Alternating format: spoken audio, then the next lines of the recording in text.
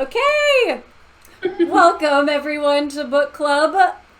I don't know why I wear wigs all the time. I feel ridiculous right now in this one though for some reason. Is it the wig? Is it the hat? I can't tell. Probably a combo. We like it. Thank you. By the way, Viv, love your hair. You got a cut. Thank you. Yep. I just had to freshen it up for the summer. For book club. Yes, totally. book club specifically. And Whitney, have you been on since you cut? You had your hair cut last week, right? Yeah. Last week, so it's a big change, but I'm liking it so far. Yeah, I love it. I think you guys look so good. Welcome everybody to book club. Thanks for coming. And I see the chat's going crazy. Today we are. I love your wig.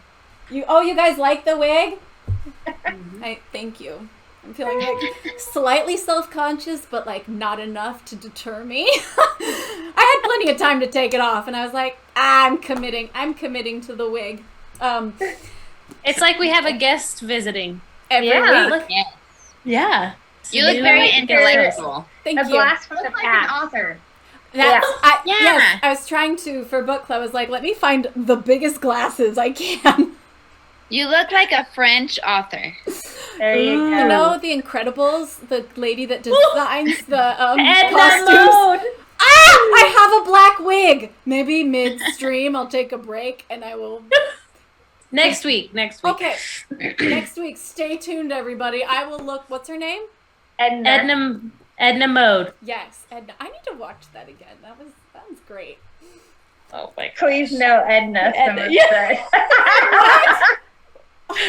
Please. I As love long as you talk Edna. like her. She's actually patterned after I forgot, one of the famous designers. Anyways. Yeah. She's like, she was the OG of the big glasses. Okay, well, before we get started, last week I showed some pictures of me and the girls. And for anyone who's here for the first time, because I did see in the chat a few people that were like, it's my first time here, or Lindsey streams. So on Thursdays, we have a book club. Don't leave. I know you're thinking you want to click away as soon as I said book club, but it's actually, I really enjoy it. It's a time when we get to just chat, be super real, super raw, and I'm loving the community that we have here. I look forward to it every week, and so yeah, don't leave. Just stick around for book club. These ladies that I am with, these ladies are some of my best, closest friends in the world. They also were my roommates at college, so we go way back. So we knew you before you were cool. Wait. Right? Oh, I mean famous. Like extra cool, I guess. Yeah, I was like, wait, I thought I was always cool. She was always cool. We knew you. Always cool. Well, We knew you before everyone knew you were cool. How about that? Before you were famous. before I We was... thought you were always cool. Well, you guys were my friends, so if I wasn't cool, then, We would be in the same. we're in the same boat. Yeah. Thank you, Vivian. Okay, hold on. I have some pictures that I wanted to show, so... Someone just said it's your third. Zane said it's your third alter ego. Your costume or your. Yes, she is. I like it. We'll have to name her. Can you guys see that on the... Yes, they can. Okay. So, let me point out to you the characters in this. Here's Whitney. Wait, can you guys see it? Not yet. Yeah, I can see it now. Okay. On your... So, yeah, this is Whitney. Here's Vivian. Wait, I can't see it. Oh, it's on the. Oh, yeah, it's not- sorry. Actually, We I can can see it share on here. I can share my screen. Let me do that. Sure. It's okay. If not, I can go Oh on. my I got word. this. Let me see. Here She we is go. not a grandma on the Oh, computer yeah. anymore. There we go. Yeah, I'm like learning how to Zoom. Wow. This is just. Yeah, this is too good. This was once a week there was an 80s night in Salt Lake. We all went to school in Provo, Utah, at BYU. And once a week there was 80s night at Area 51, which was like the hot dance club. And we went multiple times a semester. And I believe this was our first time. We would go all out. We'd usually go to the thrift store to get our outfits, right? I remember I got this skirt for sure. I don't even know where that outfit. I really hope that we went to. Is that yours, Lindsay? Wait! Did Oh I- my gosh! I just realized. Wait, we did not go to the thrift store. Vivian, you're definitely wearing my jacket. That was mine. I'm like, I don't Jenny? recognize this. This skirt, Yes. that leopard print skirt was mine. I loved that leopard print skirt. So, like, half of these articles of clothing are mine. I think these Yep. leggings were mine as well. Like, so yeah, these. We didn't go to the thrift store. This was just raiding Lindsay's closet. Okay, that's amazing. Oh my gosh. Yeah, I was gonna say the only thing I recognize on my body is my pink shoe. Oh my gosh, so fun. I loved definitely 80s got night. that shirt at the thrift store though. Oh, you did? Yeah, right. Whatever, Whit. That was in your On closet. it. Yeah, Whitney. Okay, I just had to bring this one back because it was so good. This is me and Janny. We were going stealth mode, and last week we showed this picture. We were talking about how we were trying to sneak through the complex wearing, like, we put these on to be sneaky. They were like shiny black, but later on there's a picture of the hoods that I'll show you. This one brings me so much joy. Oh, that's so cute. This is Wait. Whitney, do you remember where this is? Isn't it Paris? Yeah, that's like Oh. I feel like You that guys was look like babies. Yeah. we are babies. We're like Wow. 23 or something. 20, we're probably 24. Yeah, it was like 10 years ago, wasn't it? Yeah, that's Oh insane. my gosh. Wait, That's is this weird. on the end? Well, I guess not quite. Okay. No, yeah. That's about 10. McKay. Yes. Okay. A lot of you guys There's might know McKay. McKay. McKay's toured with me multiple times. This was my first ever tour. Whitney came. She did merch with us. McKay was the opener. And anyways, it was just the best time. So many good Aw. memories. Seriously, and that was so fun to have a day off in Paris. Yeah, I think that was our first day off on tour. Like, my first day off in a foreign country ever. So we all, like, went into the city. We got, like, croissants. We had, like, French soup. Like, I remember we just did everything that We day. went to the Eiffel Tower. It was freezing, but Freezing. It was worth it. It was Yes. so pretty, even though it was like cloudy and stuff. It was so pretty. It was. This Oh. one. Vivian, you want to tell us what this is? Yes, this is my wedding dinner, and I was so happy because Whitney lives here, but everyone else flew in, and I was just on cloud nine. All of my best friends at my wedding dinner, and Lindsay actually spoke, and I didn't even give her. Oh yeah. I forgot that I had to ask a friend to like talk about me or whatever, and my mother-in-law was like, "So who's your friend that's talking?" And I'm like, "Oh no!" So I went over to their table and I was like, "Hey girls, who can actually talk about me?" And they For all pointed. They're like- like, Lindsay. And Yep, I'm like, they're like, I "Lindsay." was like, And of course, Lindsay killed it. thank you. Yep. It was basically the equivalent of like the maid of honor speech, you know? I was like, Yes, oh my gosh, yeah. like really quickly, like going through my mind of like memories. It was it's a lot Yeah, of but it pressure. was as if you would have known. It was perfect. so fun. Oh, Yeah, you Lindsay did a and good job. Janny, you got to tell quickly the story of when you guys arrived and you had to put your suitcases in the. Like you guys got ready in the bathroom. Oh yeah. At the I hotel. vaguely remember that. I totally You like forgot got that off too. the flight and went straight to the wedding dinner. And we changed in the public bathroom and did our makeup and we curled our Oh, yeah. hair.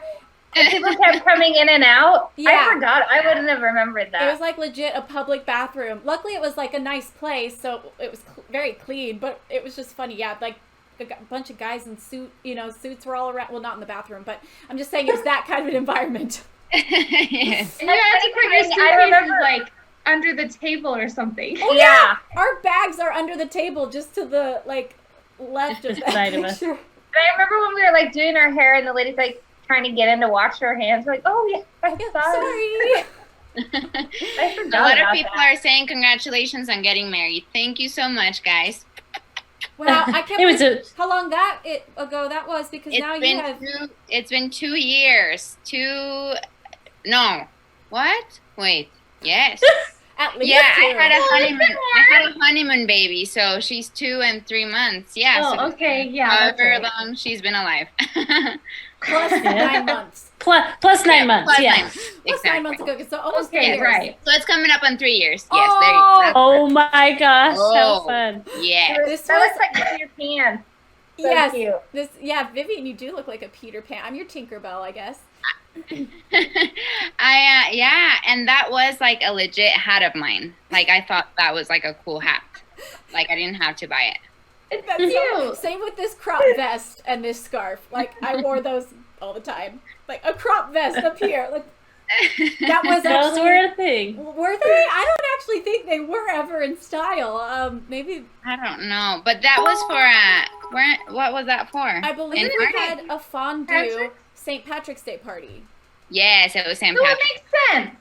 Like Yeah. those Yeah. outfits make sense. Yeah, Yeah. sorry, I should have said that first. We didn't want to be pinched, okay? So we wore the green.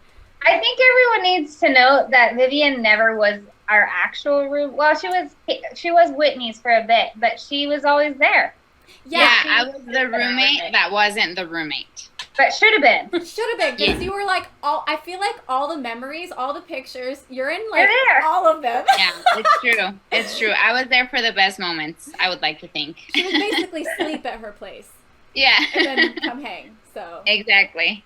It was so good. funny. Okay, I remember. I think there's two for. Yes, I got two picks. This is Here's What? Janny, Vivian. Obviously, we're dressed as pirates. We made our. Oh, I wish you could see our shirts better. Oh, here's the return of the little vest. Everybody would always wear my clothing whenever we had to dress up as weird things.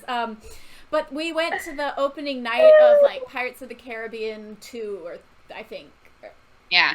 So good. My favorite is she Such has a a memory. necklace Yeah, pinned to the front of her shirt. and there's some That's feathers. Aaron.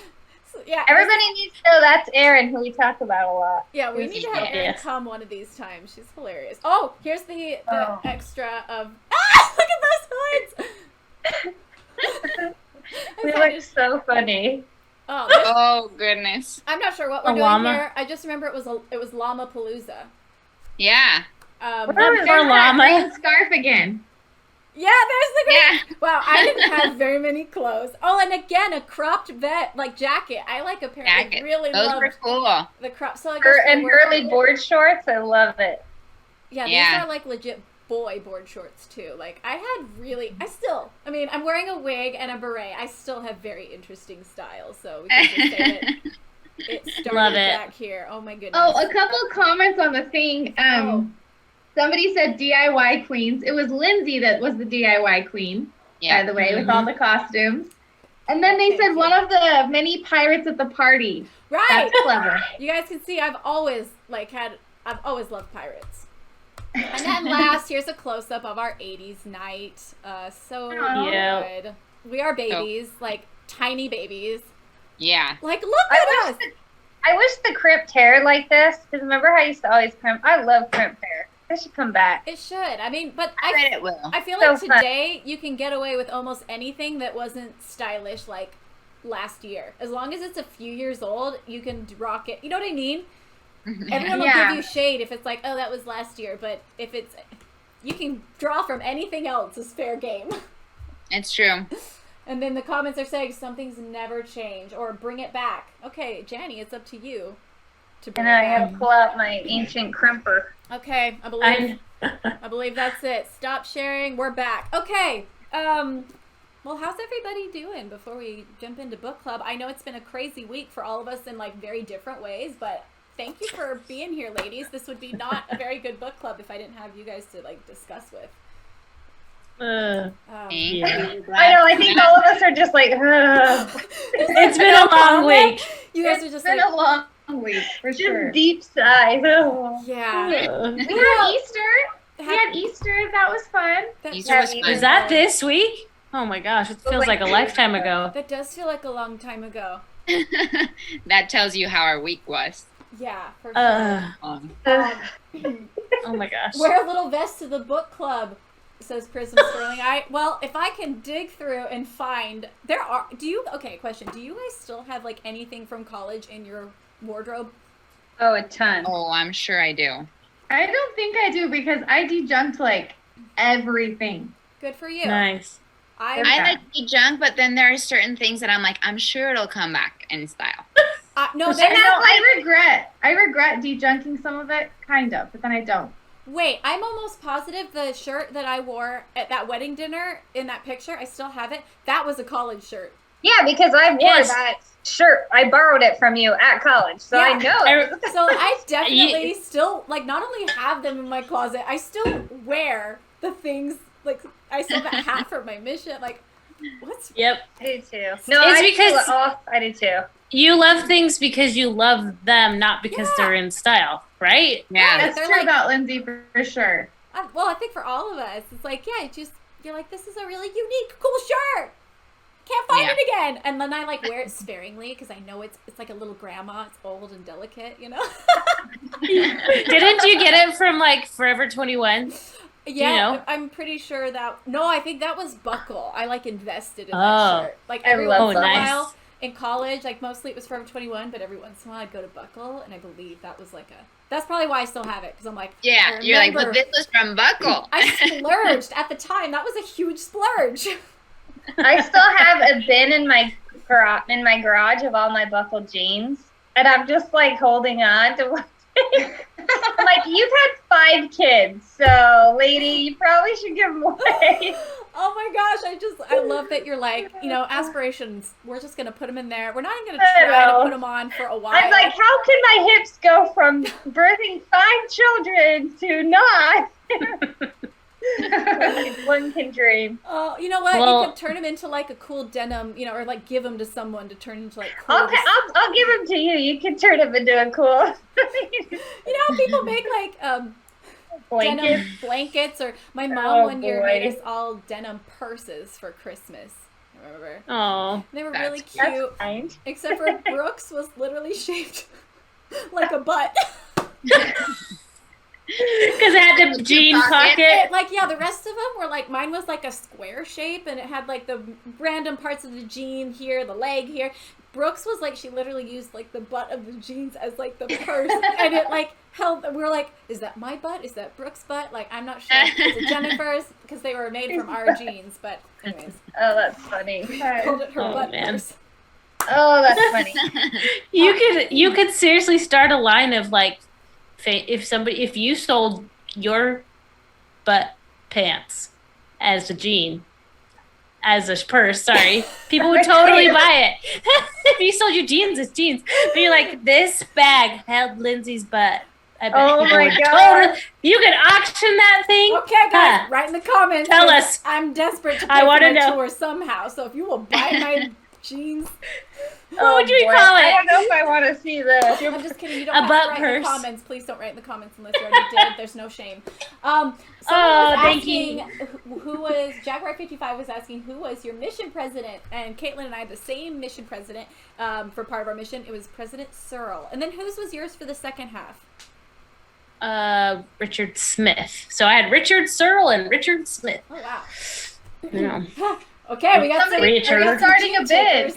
Yeah, we've got some What? gene takers. Oh my gosh. Okay, I'm gonna We go gotta back. come up with a punny name for it, like Something better than butt jeans.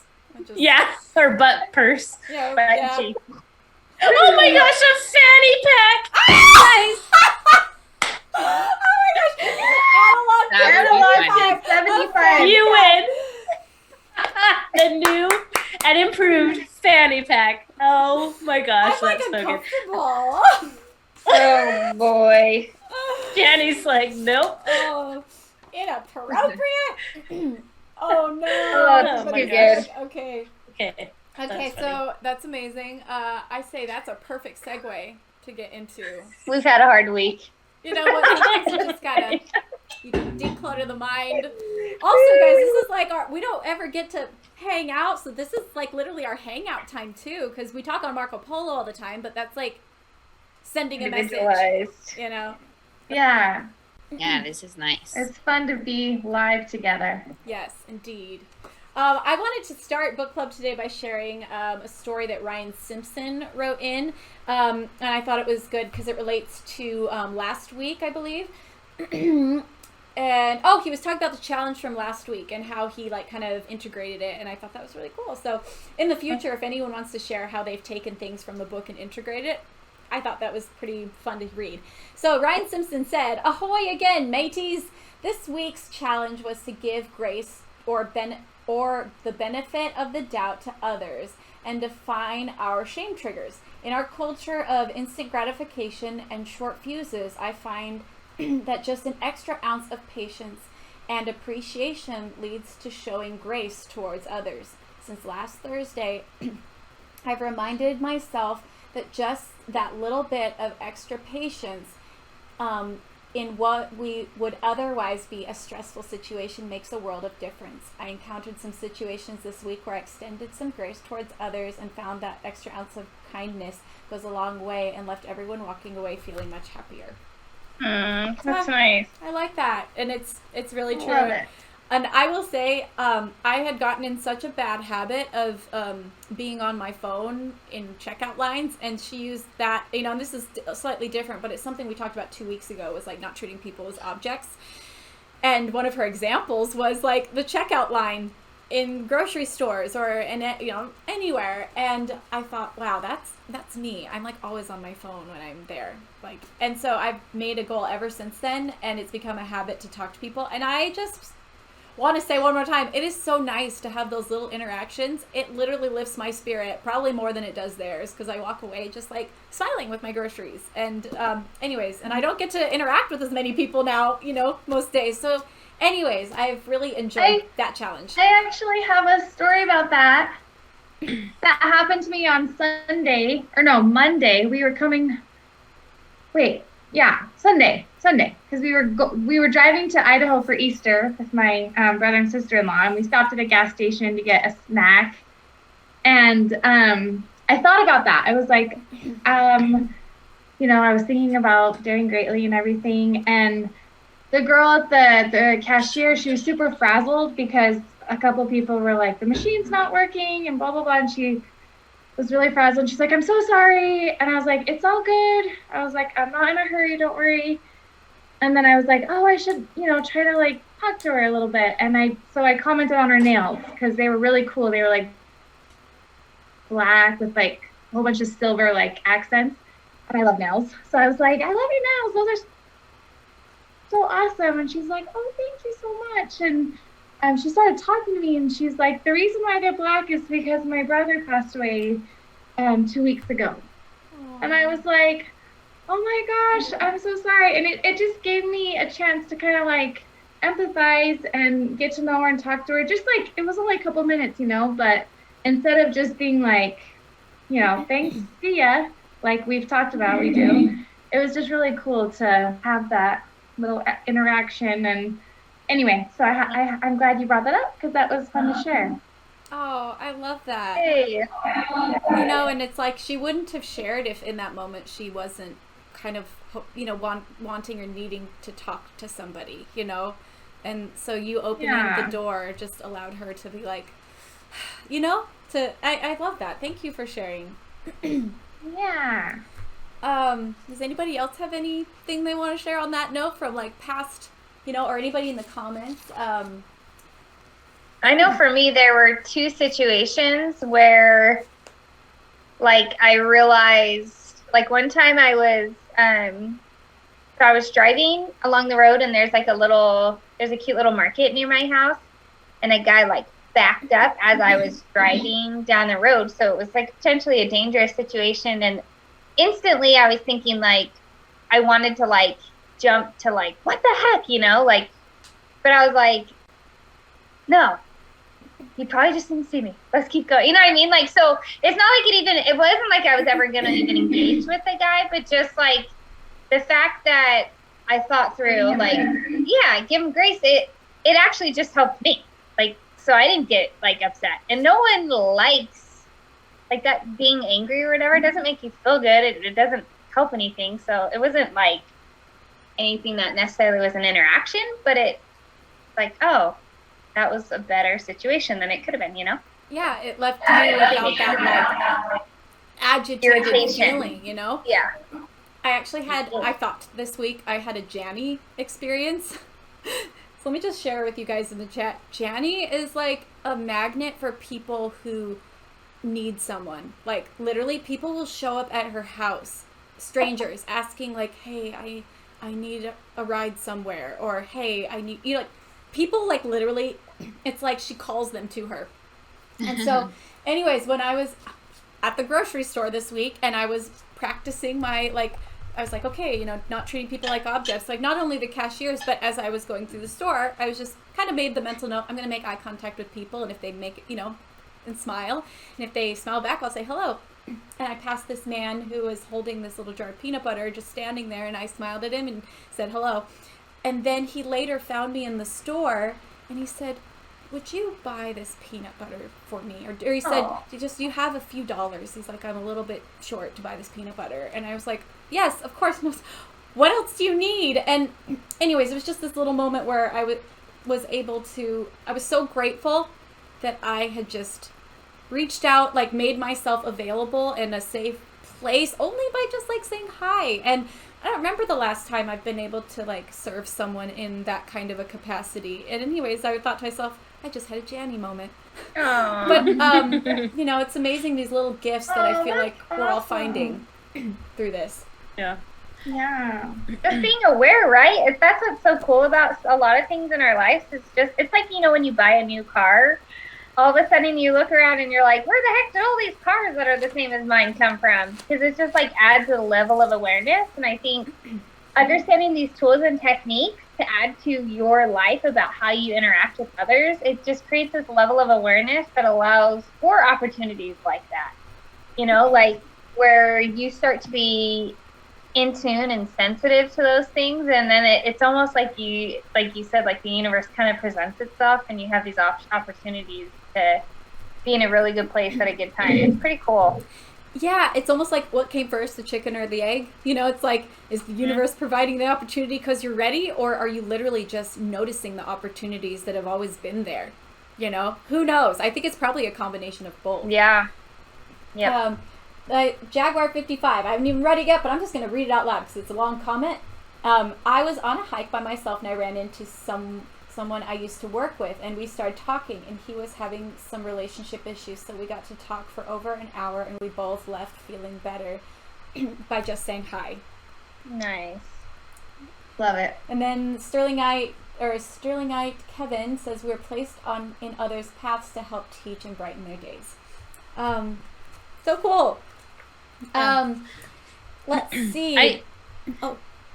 So I don't know why this keeps popping into my head, but I'm going to share it. So this was like a while ago when I still lived in Washington, and I was at the grocery store, and the person in front of me was buying like a big pack of Monsters, energy drinks, which I don't drink energy drinks because I have too much energy as it is. But, and he was checking out and he didn't have enough money, and he was like so embarrassed. And he's like a younger guy that, and he just sat there kind of like, what should I do? And I was like, oh, I'll pay for them for you, and he was just kind of like shocked and was like, oh, thank you so much. And talked about how much it meant to him. But, oh my gosh, my daughter's yelling my name out the door. Anyways, but I remember having this thought, like, cross my... Can you hear her? Sorry. Anyways, like, I choose not to drink energy drinks, and I don't think it's like...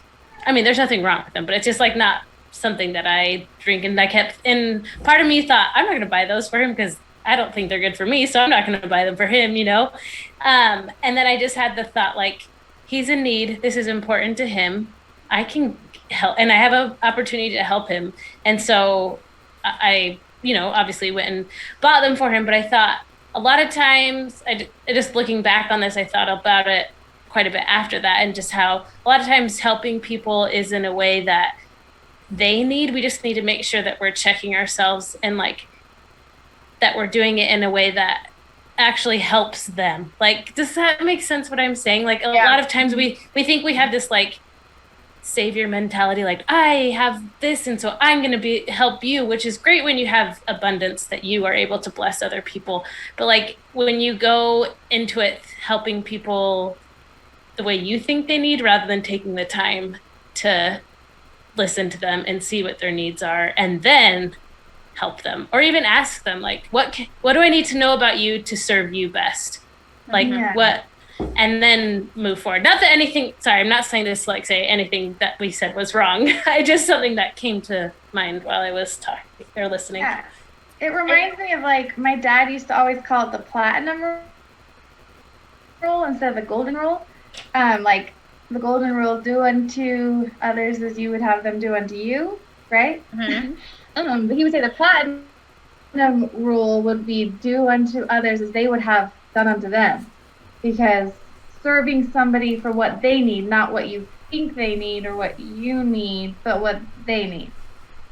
I remember, That makes sense. yeah, I remember one time I helped a lady. She had a bunch of little kids, and I remember she had just had another baby. She didn't want to have another baby, and I showed up to her house, and it was like, oh man, it was like early in the morning, and she was already, like, she was drunk out of her mind, and I was thinking, oh boy, you know, like, what can I do to help this situation? But later and that was kind of a side note. So that just showed the severity of the situation. Like, okay, how can I be there for her? Later, she was in the hospital for something. And in my mind, I was thinking, okay, I think I had just had a baby or something. Like, I remember it was like a complex situation for me to be there for her, but I knew that I was a safe space for her. So I like got in my car to like go to the hospital to be there. And I had a drive. It was like probably an hour plus to get to the hospital. And just as I was about to get there, she texted me and told me that it would actually be better and easier for me not to come. And initially I was like really upset, because just like the process of like making sure my situation was good. I think I had to pump like so I could get the baby breast milk or whatever. And then I remember like just being like upset. And then that, Caitlin, that very thing that you just said, am I here for her or I'm here for me? And it hit me that if what would serve her the most would for me to not come, then that's what I'm going to do. And I turned around. And it was such a pivotal moment in my life, because sometimes we get caught up so much in, like you said, the complex of like the helping that we forget the true reason of why we're doing it. It isn't for ourselves. Obviously, we come away more blessed because of doing it. We're the ones that are richly blessed but because of it. But it is for the other person. And if anybody wants a good movie recommendation, Heaven Bless, what's it called? Others Like That. I don't know. I can't remember. I'll have to look it up. But it is that situation where this man befriends a homeless man and just learns so much about what true service and helping in the ways that are actually truly helping, versus sometimes we think we always know what's best. Anyway, that was kind of a tangent, but No. I remember that, very, is it for me or is it for them, I really love that. I didn't really think about that at all, like in this, in the context of what we've been talking about. So thanks, Caitlin and Janny. I guess let's dive into chapter 6 from there. I will say, and Janny and I talked about this a little bit, this chapter was very informative. It wasn't quite as discussion based. So I was trying to think of some good questions, but so we'll just see how this discussion goes. And I'm sure you guys always surprise me. I thought that last week, and then we talked for forever. So I loved this chapter. Oh, well, please. I just talk all you want then. No. I just love how it puts it into context. We've been talking about kind of more of these ambiguous ideas of how to change yourself personally, but I'm this is the real world. This is in your schools, in the workplace, what you can do. I don't know, that I like that kind of stuff. Yeah. Tangible, yeah. I'm okay, that makes sense. Yeah, it was very putting examples. And so for anybody who maybe isn't reading along, we are in chapter 6, which is about leadership, basically. And so I want to dive in by first saying, I don't know, before reading this chapter, did you guys have a slightly different definition of what maybe a leader would be? Or maybe what were some words that you would have used to describe a leader, before reading this chapter? Yeah, I think when you first think of leader, I at least think of a position, right? The leader of a company or the leader of, Mm-hmm. But it was really refreshing to read the description here, Mm-hmm. which is anybody that's accountable for finding potential Yes. in people and processes. I thought that was so cool. Yeah. And I was like, I just love that it, like you said, it's anybody who is good or who is accountable for finding potential in people and processes. Like I have that like all circled. And because I would, I always thought of like adjectives for a leader as being like strong, firm, like, I don't know. Those are the kind of like images that at least came to my mind before. It's not about. Oh, go ahead, Lynn. No, you go. Well, I was just gonna think like we can't do anything like we are so much stronger when we do things together versus when we do it by ourselves. And if I don't know if any of you have been around somebody that when you're around them, you feel limitless. Like you feel like they believe in you so strongly that they motivate you to want to be better, to do better, to try harder, to reach your goals. That's what a true leader is. It's someone that brings out your best qualities and your limitless potential, and also helps you on the places that that you need a little buffering, right? Like they kindly guide and direct you. I know that those are the people I admire and try and really strive to be like. And so when I read that, it felt so complete. Like, yes, of course it's somebody who is awesome at finding the soul of somebody and helping bring out their best and their potential, and then also helping them succeed. Because think about if you have a boss that does that, who like truly finds the gifts and talents and the qualities in other people and bring them out, think about how much more successful whatever they're striving to do is going to be when you bring out the very best in other people. It's phenomenal. So I like you was like, this is awesome. I loved that. Yeah. Love that. Also, I just had a thought, because like you said, what makes a great leader is the ability to like bring out the best in people and like see their gifts and be like, this person is great at that. You are amazing at that. And helping like, and so it made me think of like Dancing with the Stars. I learned on that show that the best pros, the best choreographers, the best partners for any of us, stars to have were the people that were able to quickly evaluate their partner, their partner that didn't know how to dance, and quickly say, she looks good when she does this.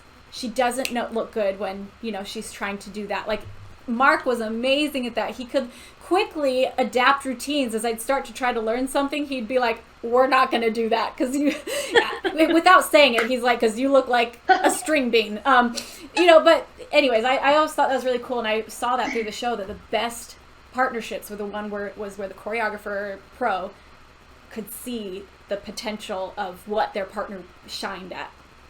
That's so cool. Someone wrote in, oh dang it, I didn't write down their name. Oh, I think this is David wrote into the email, or no, sorry, this is Taryn Christensen.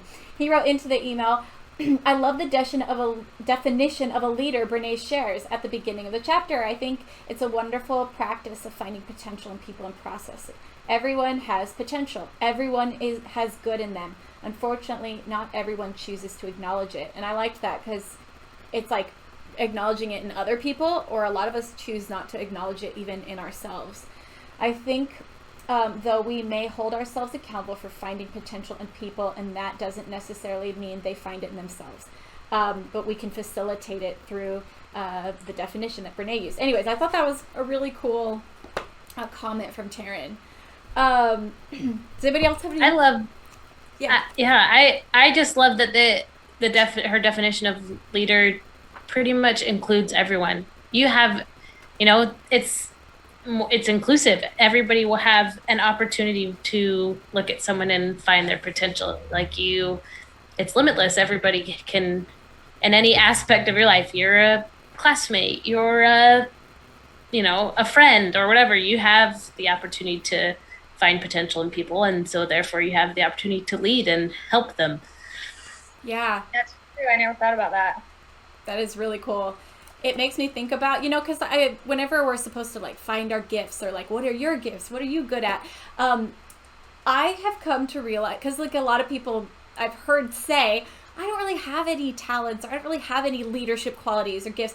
But as I've gotten like older and matured, my favorite talents are the ones that aren't the obvious one that other people have. That I want the most is like people that just notice things about others, people that are attuned to detail and remember like that kind of stuff. The people that always remember birthdays, like and the good listeners, like those are my favorite talents and my favorite qualities, you know. And so you're right, everybody has something to offer, you know, and or something to learn.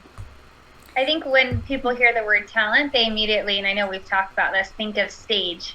Like they think of like the things that you can see, like whether it's a sport or it's like or dancing violinist. Or dancing violinist. But who knew that she was an inner Edna? Like, you know what I mean? Like, but yeah, like people always think of the show talent is what, you know, it's called. But everyone has something, you know, everyone has something within them, and try to find people and surround yourself by people that help you bring that out. Like that's the other thing is I think so much so often we're not around people that help us shine, like that help us figure out who we are and those special skills and abilities. But when you find that person or those people, like I feel like all of us here like would agree that each of us can look at somebody. Like I could look at each of you ladies and be able to name like 20 things that you're phenomenal at and that you shine at and that you know that you have that you can offer to the world. And because of that, it's like such a safe place to be able to do that. And so it's like find people that help lead you to that, right? Like find people that bring that out of you. And if you don't have it, start by doing it yourself and doing it for other people. You know, like be the person that helps other people shine. It's so happy. I just wore this shirt. I didn't even think it mattered or matched. But it says, we rise by lifting others. Like, that's so what we could do, you know? Mm. Yeah, I've actually found that I feel like the same with all of you. I feel like I have that vulnerability or that, like, open space because you make me feel like I do have something to offer, right? And I feel like when I think of that type of people, they make me be vulnerable because I feel like they can see the potential in me, that I am not scared of like coming up to them with an idea or telling them about something that I think is great, because I know that it's a safe space because they've made it known that they can see that potential in me. Does that make sense? Mm-hmm. So it's really cool that you can be that to someone. You can be that safe space when you let them know that you trust in their skills and in their talents. Like, yeah, I like that. Not only like looking for people that can do that for you, but looking for ways you can do that for other people. Others. Mm-hmm. Yeah. That's so cool. Okay, so Renee says that people often feel they are only as good as their ideas. What are some problems with that mindset? Because I know that I have that mindset often, and I have to like literally talk myself out of that mindset because it's so natural, I think, for everybody to have this, I'm only as good as my ideas. I'm only as good as what I just did. So what are the problems with that mindset? I have that same mindset. Because it doesn't matter. You're awesome because of just because you are. We've talked about that so much. Yeah. That your ideas don't give you any more value or worth. You are because you are. You're just awesome because you are. And the scary thing is if you identify only with you're as good as your ideas, then if you have a bad idea, imagine like, number one, you probably won't put it out there because you'll be too scared. And number two, if it fails, then what does that say about you? You know? So right. I also think it really ties into like what we were just talking about, that everybody, you know, we have to validate that everybody has gifts. And so like if you are in a group or if you're, you know, in any sort of a collaborative experience, whether it's a family or creating a song or whatever, like life is full of connecting moments, hopefully. And so if you're only as good as your idea, then it's going to be really hard for you to let other people sometimes have the good idea. It's going to be really hard. And an example of this is I've mentioned many times that writing sessions are kind of scary for me. There's multiple people in a room. A lot of times you don't know them and you're trying to write a song that's a hit. And it's a lot of pressure. You know, you want to make sure that you have a valuable place in that room, and that, you know, because I'm like, oh, if I leave and I didn't do anything good, they're going to think I suck, or they're going to think I'm a phony, or whatever ridiculous thoughts are going through my head. And so it's so, like, I get so focused on trying to think of the good ideas that a lot of times I have to, like, stop myself and be like, listen to the other good ideas. You don't have to come up with every good idea, Lindsey. Like, listen to the other good ideas in the room, and then it allows everybody to shine. And as I've gotten better at this, I've actually started to stress out a lot less in writing sessions, because I don't have to think of every good idea.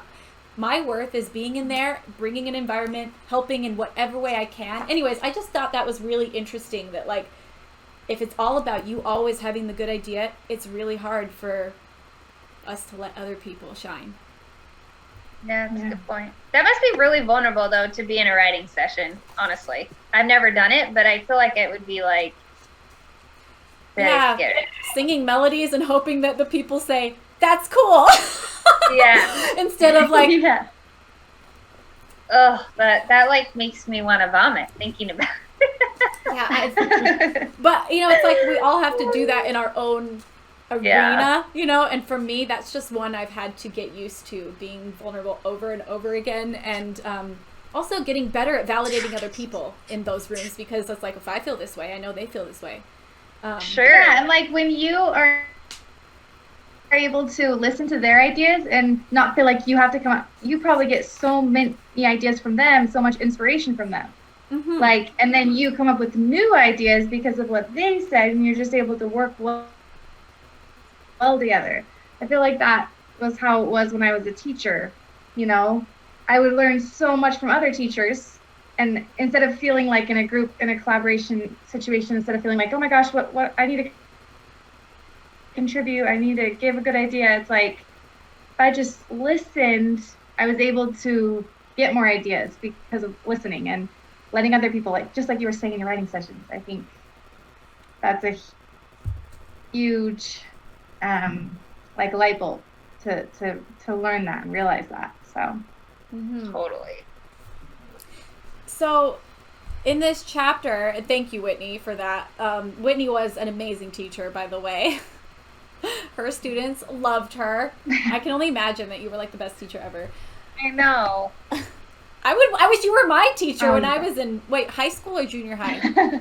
Middle school, right? Junior high? 8th grade. Oh, Junior I high. could have really used you as my teacher in 8th grade. I was so shy and scared in 8th grade. Anyways, you would have helped me feel like a leader. Oh, I hope so. All right, so in this chapter, a lot of people that wrote into the email, like almost all of them mentioned this. Does anyone want to kind of talk about the shame termite analogy? Does anyone feel like they could kind of graze over that? I believe it was on page 188. Oh, I don't. But does anybody remember that story? If not, Oh, like termites in a house. yeah. Yeah. She basically. Well, Oh, sorry. Go on, Whitney. I was just going to read it Yeah, okay. a little bit, part of it. It says, shame works like termites in a house. It's hidden in the dark behind the walls and constantly eating away at our infrastructure until one day the stairs suddenly crumble. You know, everything is all in the dark, and then all of a sudden it just all comes out and just crumbles. Mm-hmm. You know? And- Only then do we realize that it's only a matter of time before the walls come tumbling down.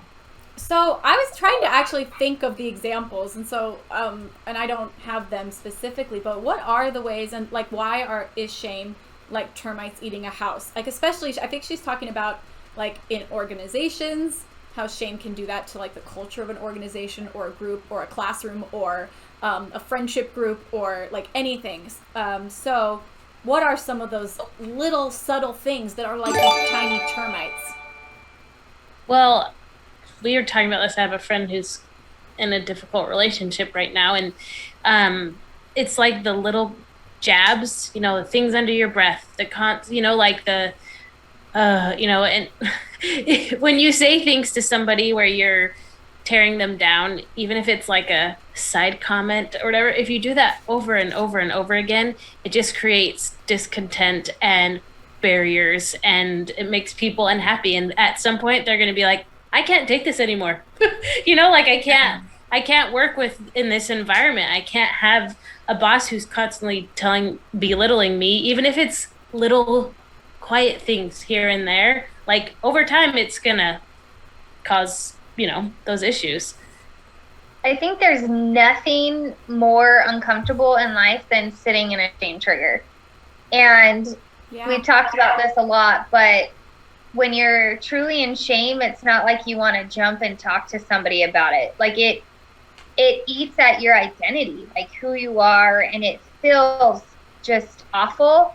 So if you have a culture of a company where you have tons of people that are sitting in shame due to the culture of a company, eventually it stops thriving. It truly does, because you have people too afraid to be vulnerable. I mean, it says here, like, signs that shame is permeating the culture is like blaming takes place, gossiping, favoritism, name-calling, harassment. Those are all cues that shame has permeated a culture. And having worked in a company where it was like that, you don't have a leader that's bringing out the best, people start tearing each other down to try to feel better about who they are or to rise on the ladder, and it creates nothing but chaos. And think about what thrives in chaos.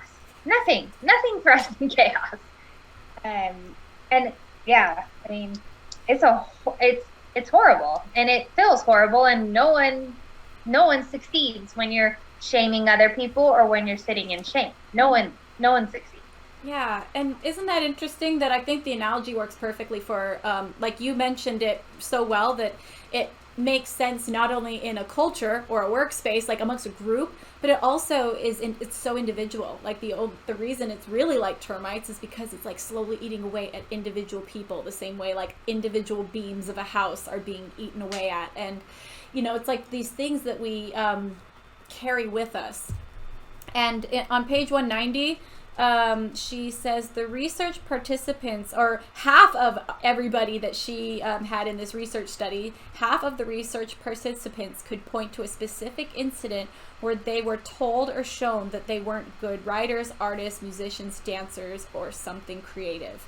So sad. Like half of them could think of things from like elementary school that like still stuck with them. And no one has to share a story if they don't want to, but I'm curious, do you guys feel like you have like an event from... I do. Yeah. Well, does it affect you to this day? Yes. Oh yeah. Yeah. Yeah. Me too. I mean, I'm sure we've all worked to, overcome that and recognize it. But in here, she, on page 190, she mentioned some specific things that I'm like, for me, it's good to hear like what they look like, and what it is. So I could be like, oh my gosh, I am doing that, or, whatever, or I could try to avoid things. But it says, when we see shame being used as a management tool, and this is what she says, that means bullying, criticism in front of colleagues, public reprimands, or reward systems that intentionally belittle people. Like, and when you say, have you felt those things? I'm like, oh yeah, I've been, belittled, or I don't know what the right term is for it, but like in front of people, criticize you, just like, well, that was extra painful, like it would have been embarrassing when it was one-on-one, but now I'm like, everybody knows, like those things are so hard to overcome because, but those are things that definitely are not healthy, and they don't help people. They don't lift them up. I remember like I often think about this, like it is usually a failed relationship that rips somebody down, and it usually takes a relationship to build them back up again, like or someone else. And just kind of back to like the elementary school thing, like, or did you have a situation that like you remember changed who you were in the moment? And she said she referred to them as creative scars. I wrote in my margins, I remember when I was in, I think, 5th grade, we had to take like a standardized test. And I will tell you, I'm a terrible test taker.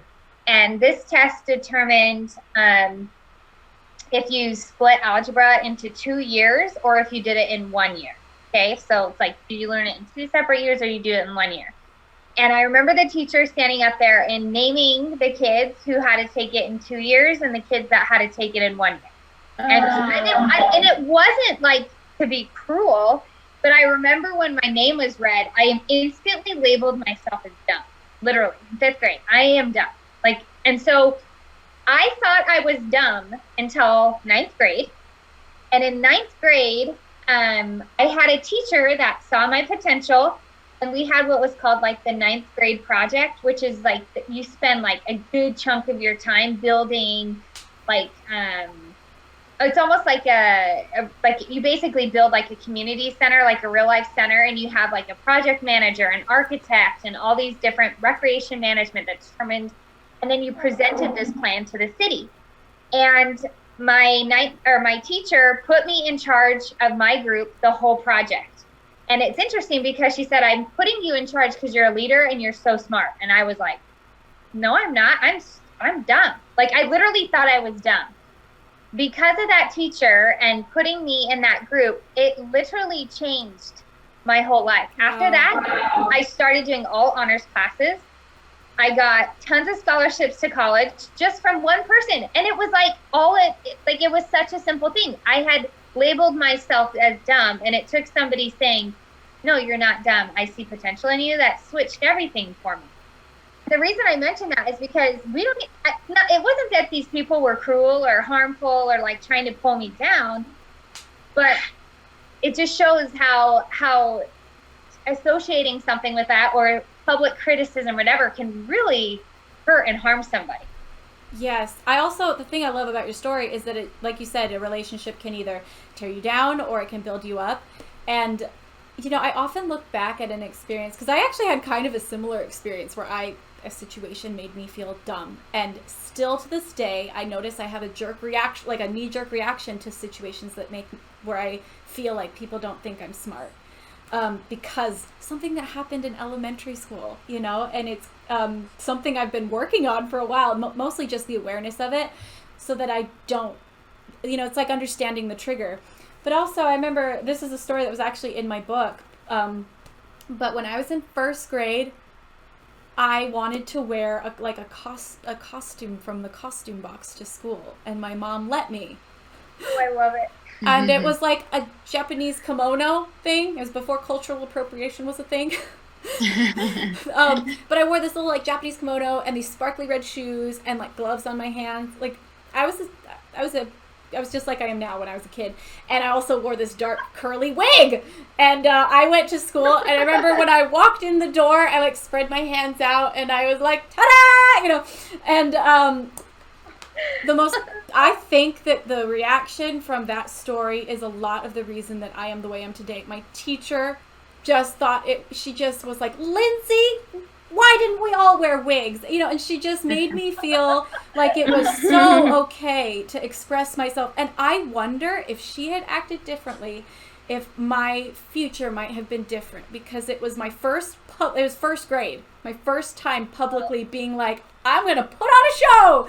And I was well received. And I've thought many times on that moment where I'm like, I'm so grateful for Mrs. Fowler and her kindness to me. And so you never know just what showing kindness and acceptance, like Janny's story, can do for someone else to like literally change their life. So anyways, I'll tell a quick story real quick. I kind of had the same experience. So I don't know if a lot of you know, but I'm from Mexico City. And so my first language is, now the accent is going to come out because now I'm nervous. My first language is Spanish. And so I actually grew up in Mexico till I was 15. And I moved to the States and I started high school, my sophomore year of high school here in the States. And so when I tell this to a lot of people, they always say like, wow, that's like such a hard time to like move to a new country in a different language. And how was like your high school experience? Like, did you have any like bad experiences and stuff? And it was actually very lucky because in middle school back in Mexico, I didn't have like the best like I wasn't bullied or anything like that, but I was kind of like more on like the nerdy side, and I wanted to like get good grades, and I was very like naive. I wasn't part of like the cool, the cool little group of girls. But so I kind of just always felt like I was confident, but like never like part of like the cool people, right? And so I remember thinking like, oh, I wonder what it's going to be like. I was super excited just to move to the US. But what could have been a very like, wow, like that was really hard, was very, very smooth. And it was one of my best experiences because I moved and it was a very small Christian high school. And everyone there, I was the only Hispanic person. So all of a sudden they just thought that it was so cool that I was from Mexico City. So I remember going to orientation and everyone was just super welcoming. Everyone was like, wow, you're from Mexico City. That's so awesome. And everyone just was so, so nice that I was able to I felt confident. I felt welcomed. And what could have been really hard for me to learn English, I picked it up right away because I wasn't scared of it and because I knew that they would be patient with me. And I had the best experience. I was able to keep my grades up, and just because of how welcoming everyone was. And so now when I tell people, they're always like, wow, that's such a hard like thing to do when you're 15, but it's not when you have the right people that surround you, So yeah. I always think it's so crazy that when we met you, you hadn't been speaking English that long. I know. And I'm sure I had a thicker accent because it just keeps getting better sometimes. One of my favorite stories was when we were roommates and you were late for a meeting one morning. Mm-hmm. And you were like, I'm so sorry I was late. My alarm clock didn't go on. And everybody was like, you mean your alarm clock didn't go off? And you're like, no, it didn't go on. Yeah, like it was off. That's why I was late. That's amazing. Yeah, there were so many things like that. And I remember thinking, like, why do we say our alarm clock? I guess because it goes off like a bomb, you know? Yes, yeah. It's just funny how things, you're like, oh my gosh, that makes sense. Yeah. Yep, things like that still happen every day. So I'm just thankful for friends like you that deal with it. And you would like try to pick up slang. That was my favorite thing. Yeah. You would try to pick up things that we would say that is like considered slang. Is this right? You would say. I can't think of any examples, but I remember just laughing. Yeah. And you would say it in a tone that I'm like, it doesn't sound that cool. That's not how it works. Yeah, that is crazy that you hadn't been speaking English that long when we met you. I know. Thank you for all the patience. Oh no. Yeah. Well, loved it. I love like all the variety of these stories just shows that like the power you can have in all aspects of life. Like, someone learning English, someone being confident in their clothes or what they're wearing. And, there's so many opportunities for us to lift people and help them, grow if we're only willing to like give them space and also like, let them be vulnerable, give them space for that. But also to just, how hard is it to like tell somebody like, oh, you're doing a good job, or like take time to help them learn rather than, belittle. I mean, anger is the easy, cheap, what does she say? Like, I can't remember what she had on her. Something like chicken poop or something. Yeah, it's cheap and chicken poop. Like it's easy. Anger is always the reaction, like if something's bugging you or it's annoying, it could have been harder to, when you were first moved here, like, probably took you a little bit longer to talk to people or whatever. And if people wanted to get frustrated with you because they didn't have the time or whatever it was, like it really would have changed things for you. But I'm glad that it was a positive experience for you. Yes, me too. I'm thankful for it. So good. I love all the stories. And also it was fun to flip it. Like, I don't know, seeing not only what bad people can do, what hard things can happen, but how we can all help. I love that. On page 191, does someone want to read, we learned shame in our families, like that, first few sentences? I'll read it. We learn shame in our families of origin, and many people grow up believing that it's an effective and efficient way to manage people, run a classroom, and parent. For that reason, shaming someone who's using shame is not helpful, but doing nothing is equally dangerous, not only for the people who are targets of the shaming, but also for the entire organization. Yes, thank you. And I love the sentence, for that reason, shaming someone who's using shame is not helpful. Why is that? Why is it never helpful? It's like, what is that? Feeding fire with fire? Yeah. Yeah. Can't build other people up by tearing them down. So even if they're the ones tearing down, what good would what good would it do to turn around and tear them down? Right. And I had an experience once where I was it was in the comment section of a post I made where I expressed an opinion. Super dangerous to do. Isn't that kind of sad that it's really dangerous to express an opinion? Like, you have to worry about cancel culture. And but I remember the comments exploded, and I was like, oh no, I've just started, like people were fighting in the comments, and and really heated, aggressive comments. And I remember, thankfully, I had the presence of mind in that moment to remember the appropriate way to not shame other people, or and I remember responding in a way where you get to validate how they feel, because everybody just wants to be validated. And when people are throwing shame, it's usually because they're craving validation for their own feelings. And so just saying that's a good point. I hadn't thought of it that way. And, I'm so sorry that you went through that, or that you've experienced, just getting on people's, it was amazing to see the hatefulness in the comment section just go away.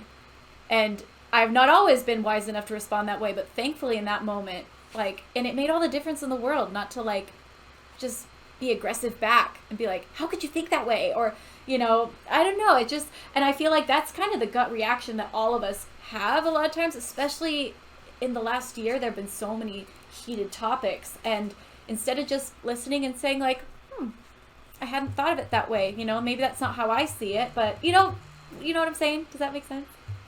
Yeah, usually people respond to shame by fight, flight, or freeze when they're experiencing it, because it's a survival. You immediately go into survival mode.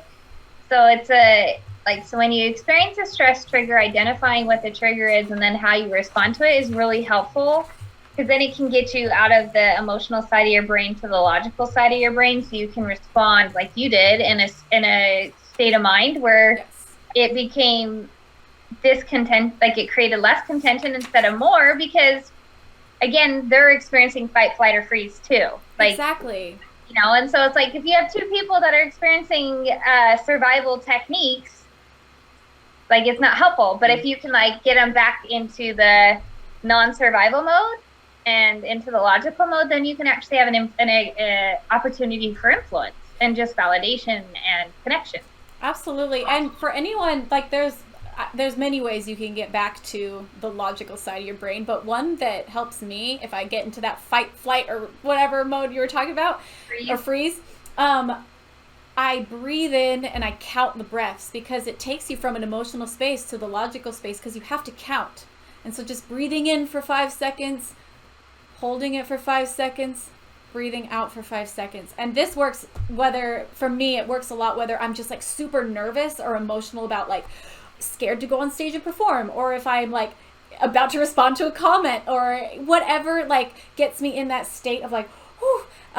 For me, breathing techniques really help, because they take me out of this emotion, and suddenly I have to think about counting and my breath, and it puts me into the logical part of my brain, just like Jenny was saying, and it allows me to act in a way that's not emotionally driven. Reactive, yeah. Yes. My little girl does that. She goes 1, 2, 3. I love that. 4, 5. Which daughter?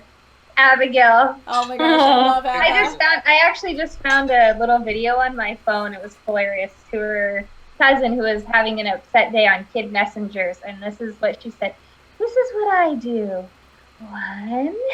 Aww.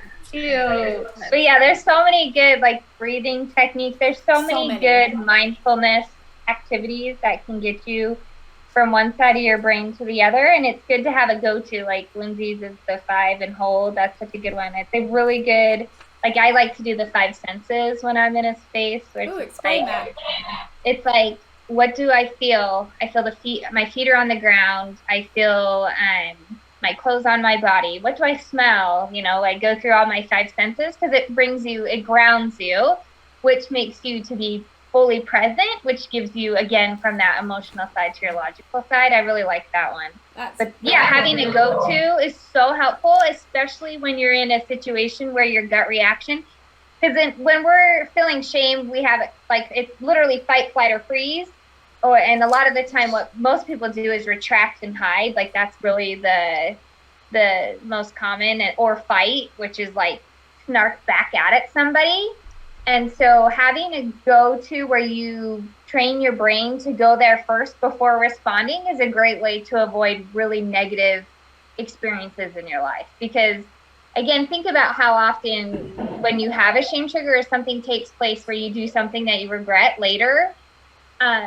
Number one, we all do that, and you can always go back and apologize and make amends where amends are needed. But 2, to try to train your brain to think before it responds is a really good thing. Yeah. Isn't it funny? I have a 2-year-old, and that's what I'm like trying to help her with, like obviously like tantrums, and it's like trying to like get her to her logical space. And isn't it funny that we're like so old and we're still trying to figure it out? Totally. You know? That's why we need to be patient with our kids. Yes. It's a lifelong pursuit. Yeah, they have a lot of years left until their brains are fully developed. Our brains have closed, so it's time. No, we're always learning and growing. But yeah. It's just a little harder. No, that's so cool. And anybody else have any techniques or any like thoughts that you have about that? I don't have any techniques, but I thought this was hilarious. Hal_C_U dead said, I ate 4 packets of toaster strudel frosting before doing my duet. That's how they do. I like that. I will apply. Okay, we'll go with that. No, just kidding. But that was funny. Everybody's got their thing. I bet he counted them. He's like, 1, 2. I counted slowly. them. Slowly inhale the frosting and then breathe. Someone said box breathing here, which is really good. Yes. Is that what Lindsay was talking about? Like just breathing in for 4 seconds or 5 seconds and then breathing out? Is that box breathing? Yeah, what's box breathe? It's like there's 4 sides to a box. It's what I was describing, kind of like you breathe in for like a certain amount, hold your breath for a certain amount, like breathe in for 5, hold for 5, breathe out for 5, then hold your breath out for 5. You know, so it's just like. Oh, okay, that makes sense. Cool. That is pretty cool.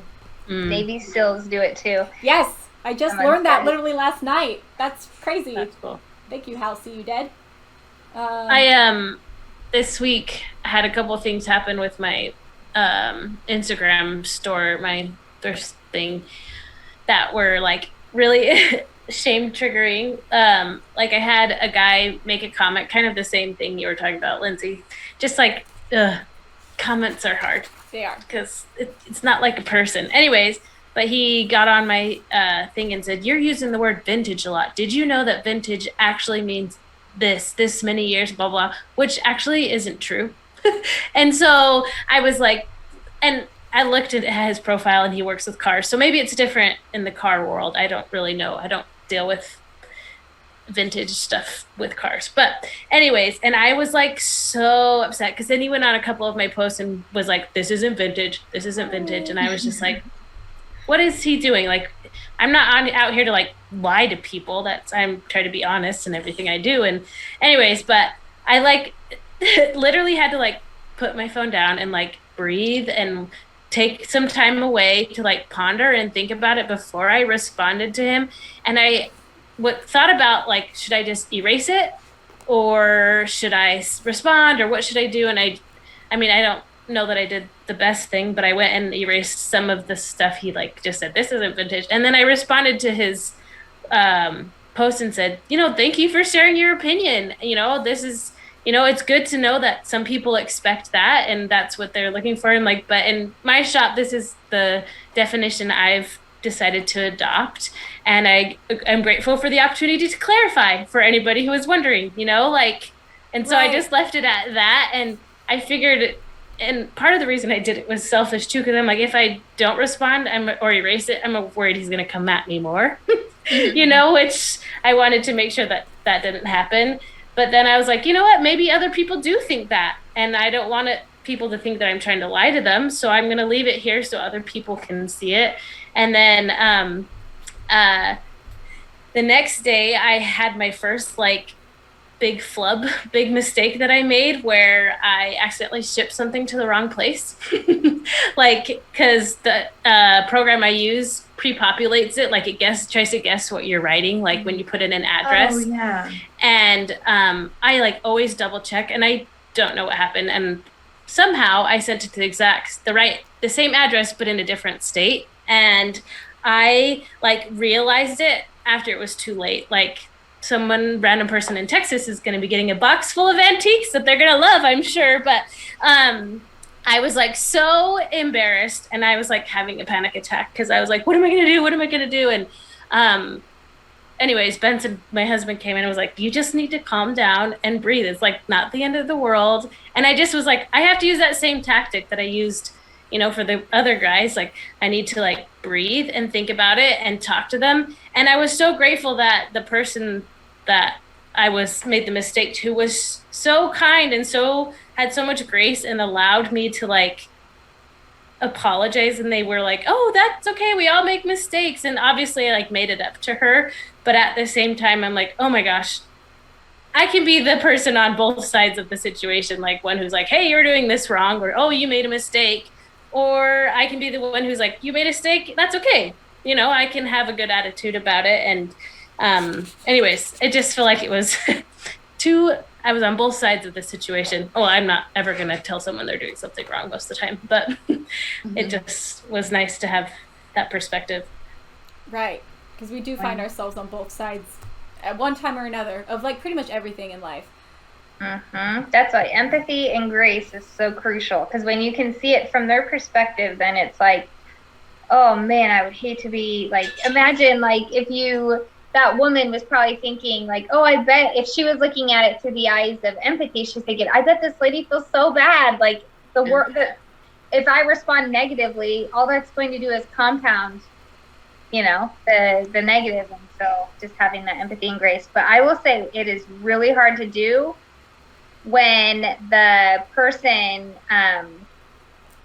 doesn't feel that way and they're not nice and they're and they're really negative, and it's you feel so bad and they're just so horrible and awful. The first thing you then want to do is attack them too, because it's so uncomfortable and horrible. So it is really hard. Well, and I think that's how it just becomes a spiral, a downward spiral, because someone shames someone else, and so your automatic reaction is then to throw it back at them because you're so embarrassed or humiliated or it triggered you. And so I think it's sometimes you can't stop their spiral, but you can stop your own if you do those tools. On 195, the blame game, it says blame is simply the discharging of pain and discomfort onto somebody else, they're rather than, and it's the blame, the fault is floating in the air and you're just pushing it to someone else, I have that visual hits me, because I'm so it has to land somewhere and you just deal with it. But if it's just bouncing all around, it's just creating more problems and damage as it bounces around. Well, I actually underlined from that same page 195 how from blame comes shame, then hurt, denial, anger, and retaliation. It's so sad. It's the war is downward spiral, I love how it says if blame is driving, shame is riding shotgun. And it is so true. I thought about this a lot. If someone is doing that blame game with you and there's a lot of blame, because there's a difference, and this is something that I had to learn, because there's a difference between holding somebody accountable and blaming somebody. Because a lot of times people don't understand the difference. And so it's so they don't separate the two. Like, it is okay to hold somebody accountable. You don't need to shame them, but blame is different. But if blame is driving, shame is riding shotgun, it's interesting. So if you're ever being blamed or attacked at something, and you can look at it that from the perspective of the person blaming is probably sitting in shame. For me, it's really, it allows me to look at it through the lens of empathy versus taking it personal or also shaming myself. But it's taken practice to identify that. But it's almost like once you kind of know what the true feeling and emotion that they're experiencing is, it is kind of easier to make it not personal and about you, you know? Absolutely. It's a good point, that you can express empathy in that way. And it's also like, what does blame do? Like, does it help the situation? It does absolutely nothing to help the situation. It only is something that, like, it's trying to discharge the pain and discomfort from us and just, like, deflect it onto somebody else. But it doesn't help the situation. It just makes us feel worse. And then And the other person worse. And the other person worse. And I found that, you know, as I, you know, because I'm a boss in some sense of the word, I guess. Like, on tour. Oh, lots of those. You're total boss. Yeah, like I have people that work with me and under me and all that good stuff. And I've had to be really careful not to find myself in ever blaming someone, ever making them feel less than because of a mistake. Because like you said, it's fine holding people accountable, but to, like, blame.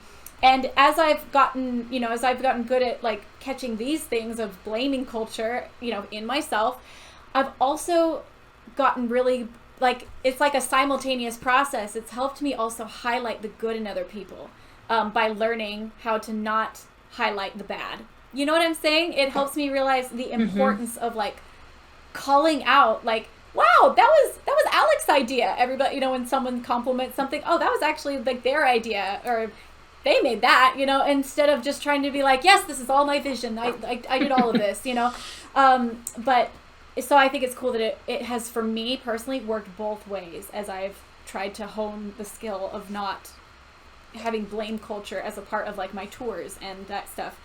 I saw you practice this really well one time, actually, when Lindsey filmed part of her, oh my gosh, winter, what did you call it? Your Christmas. Home for the holidays. I was like, Christmas, winter, home for the holidays. Okay, we know people. Home for the holidays, one of the numbers. Songs. Yeah. Numbers. Wow, I do not know this lingo. Okay, one of the numbers in my neighborhood that I grew up in with my neighbors, and so I got to go watch her. And they did part at one house, and then they moved to a house just not even far, just across the street. And oh, sorry, maybe that was a secret. I mean, they were miles apart. It's fine. Anyways, but in the process of moving the decor and stuff from one to the other, somebody, I, like, watched it kind of happen, broke a very expensive instrument. Like, not that my was violin, actually but it was not our violin. Yeah, but it was, like, kind of used as a prop. And I saw that happen, and I was like, okay, well, that just happened, you know. And Lindsey came out, and I could see her, like, talking to people. And then she came over, and I was like, oh, let's get the gossip. You know, I'm like, what happened? You know, and you're like, you never said names. You never pointed at people. You just said, oh, it was an accident, and this is what happened. And, like, they made it work, and they fixed it, and they moved on. But I was thinking about it just now, like, if you had, like, been like, how dare you? I can't believe, you know, like, could you imagine moving on and filming with that person? Like, It would have been, like, really, really hard to do. And you still were able to get the job done. And anyways, if you guys look close, next time you watch it next year. We had to basically glue the bass back together. And, like, there's tape on it, I think, just to get through the shoot. So, like, look, we can't all of a sudden not have a bass because, it totally broke. Yeah. Anyways, yes. Well, thank you for sharing that story. And and honestly, that is something that I don't think I maybe would have done when I first started, because my mind might have been, I've really practiced the skill of trying to not blame and not have that as a part, because you realize, like, culture lasts, and my tour culture, my crew culture, like that's going to follow me. And so it's only because I feel like it's something I've actually really worked at that made it so like, you know what? It doesn't matter who did it. It happened. And it was a mistake. And I think, Lindsay, and just everyone, that's like such a good example of like that's a really good example in a company culture. And then think about like your family culture. Like, do we create safe enough spaces in our cultures, whatever they are, like our groups and organizations that we're a part of, our families, our friends, for mistakes, like, and for not doing things maybe perfectly or whatever? Do we create, again, that safe space? We know, like, because I don't know, I just think it's so important, because I've been in both situations where there has been a safe space, and always when there is a safe space, people learn and they grow and they develop from it. But when it's not, they disengage and they don't learn and they don't grow, you know? So I just think it's such an interesting thing to evaluate, like that, I don't know, the safe space. Yeah. Like, you create a safe space in your tour. So I'm sure, though that person was probably like devastated and was thinking, oh my gosh, but it was not the end of the world. Obviously it's not ideal, but it was okay. You know what I mean? Yeah. Yeah. Well, it creates an opportunity for people to step up to a challenge rather than shrink in fear. You know, like that's kind of what this whole chapter is about. Like, if you want people to be willing to dare greatly and try new things and come up with those ideas that don't just like, you don't try something and it works perfectly the first time. You don't get those big grand ideas the first try. You know, it's try 100, try 1,000, or maybe even, you know, like it's down the road. And so if you create a safe space, like you said, Jenny, for people to show up and try and fail those 99 times so that 100th time can be exactly what you all need or the world needs or whatever it is. That's just what we need. That's what this whole chapter is about. Just creating, I mean, are we going to talk about the feedback? I don't know if we're there yet, but yes, I also want to leave a read real quick before we move on. The quote on 194. Does anyone want to read that? It's, "For me, teaching is about love." It's like right in the middle of the page. Oh yeah. Somebody want to read that? I have it. Oh. Go ahead, Viv. I talk too much. For me, teaching is about love. It is not about transferring information, but rather creating an atmosphere of mystery and imagination and discovery. When I begin to lose myself because of some unresolved pain or fears, or the overpowering feelings of shame, then I no longer teach. I deliver information, and I think I become irrelevant then. I just loved that quote. Just saying that teaching or being a leader, you could replace the word teaching with being a leader, is all about love. You know, relationships, they're all about love. It's not about like just getting things done. It's not about transferring info. I just thought that was really cool. And there was a story that I think all of us probably got to hear. Does anyone think it's relevant to share the rabbit effect story with this? Yes. Yeah, Caitlin, do you want to share the story? Or So cool. Yeah.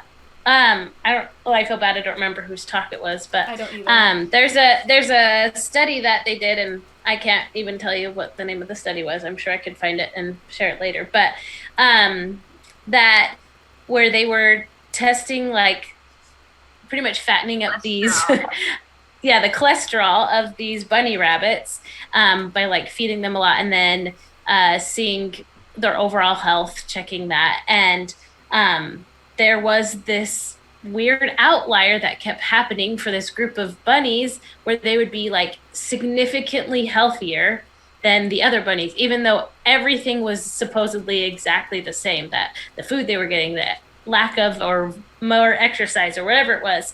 And as they looked closer, they found that one of the research assistants or researchers, I don't know what her position was, but that was there to feed the bunnies. Oh, Gary E. Stevenson, thank you, was the one who told this story, was doing it where she couldn't help herself, but just like be so sweet and love on the bunnies. I just was thinking about like her just, oh, you're the cutest little bunny. Yes, you are, you know, like, and just, are you hungry? I love that. Anyways, I want to snuggle the bunnies. But anyways, the bunnies that she consistently fed were significantly healthier. And they even redid the whole study to see if it was just like a fluke. And sure enough, those bunnies that she worked with were significantly healthier. And I just think how cool. It literally, all the difference was her love and affection. Affection, physical, they could feel her love. I thought that was such a cool story. I don't know, because I think so often we just think of our leadership capabilities as like what we say, what we do, what we know. But like, honestly, like, have you ever known somebody that literally you just feel like good around them, and it's not based on what they say? It like literally is an intangible feeling of love. And so anyways, I think that's something that we can all exercise no matter like where we're at. And it's like scientifically proven, and there's been like books written about it. It's called the rabbit effect. So anyways, I thought that was so cool. So cool. It's so funny because I remember like there are certain, and I think all of us here can think of people like this, that they're people that make you feel like $1 million. Like when you're around them and you're like, oh my gosh, and you think they're so exceptional because they make you feel so exceptional. And I had a few people like this where I remember thinking like, I must be pretty special if someone that incredible thinks I'm so incredible. And it's funny because as I got older, I started realizing the reason these people are so incredible is because they made everyone feel that incredible. Like it was so funny to me because it was just like this hit realization, like it's because of this this unconditional love that they offer people and provide for them, and like it's like it instantly makes you want to do better and be better.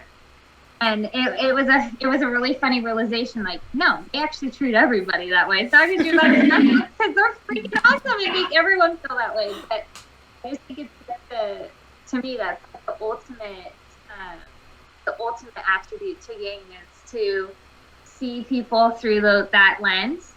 And when we do, it's I don't know, I feel like you've made it then. Like when you can look at somebody and just feel just this tangible love for everyone, I can only imagine what life would feel like when you're in that place, Somebody says, oh, go on. Someone says that's what Lindsay does. Oh, so, I love it. You do. Thank you. You should do some shout outs now. Oh, I should. Okay, let's give some love to everybody. Yeah. Thank you, Caitlin. Okay, we're going to talk about some, oh dear, I just moved the chat. Oh, I'm so sorry. Where did it go? Oh, well, we're going to just, I'll find out. Well, I see. I'll find out later. Okay. Ella Mac. So,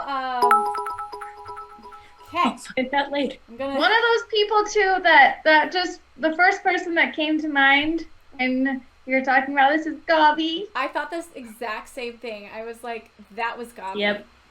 And I 100%. Yep. I will never forget at his it was more of a memorial service than a funeral. It was like a celebration of life. Gabi's funeral was like everyone was just getting up and telling stories about him. People were laughing, people were crying. It was just so beautiful. And I remember like almost everyone that got up talked about him and even said my best friend Gabi. And I was like, wait a second, he's my best friend, but he's their best friend too. Oh, he was really my best friend, let's be honest. But I just thought, how cool is that this entire room of people thought that he was their best friend. And, I don't know, he had such a gift for making people feel incredible, like you're saying. Yep. He did. Even if you only met him one time. Yeah. Okay, now I'm going to make you guys hopefully feel good. I'm going to say some names. Okay, A Dark Side of the Sun, subscribe with Prime. Thank you so much. Thank you, Akira Prime 1. Thank you, Anonymous Gifter. Ooh, that's actually... Actually, that's just an anonymous gifter. Thank you for gifting a sub. That's so kind. I told you, I'm like Anchorman. If it's on the screen, I'll read it. So be careful. Annie VC, Obes Music UK, Peppo 57535, Ethan PD, thank you so much for your subscriptions. It's Baby Wise. Thank you for your subscription. Hamster66. That is a cool name. Zax67. Crackus. Cheered to 1,000 biddies. Thank you so much. Raven cheered to 500 biddies. Nana's Nonsense is back. Cheered 300 biddies. Margot Sheeran cheered 100 biddies. It's Baby Wise 100 biddies. MK Freak 300 biddies. Okay, don't worry guys, I'm getting there. Thrill 73, thank you for your subscription. Piotr Nike Rasputin cheered 100 biddies. Then we got some gifting from Anonymous again. Baka Evie Angakueko subscribed. Emmy Star cheered. Thank you so much. Trumpet Trace subscribed for 1 month. Thank you so much. Colleague 243 gifted 3 subscribers. MK Freak cheered 200 biddies. L Mac subscribed. Nana's Nonsense cheered 200 biddies. Thank you, Nana. And Nana's back. USAF Bioman gave out 5 subscriptions. Thank you. Woo! You guys are rock stars. I found the chat. I found it on my screen. Oh, good. Yeah, I was like, wait, I want to see what you guys are saying.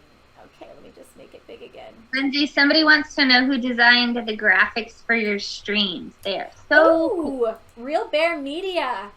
He sometimes he's come into the chat before, but yeah, Real Bear Media. He actually streams on Twitch as well.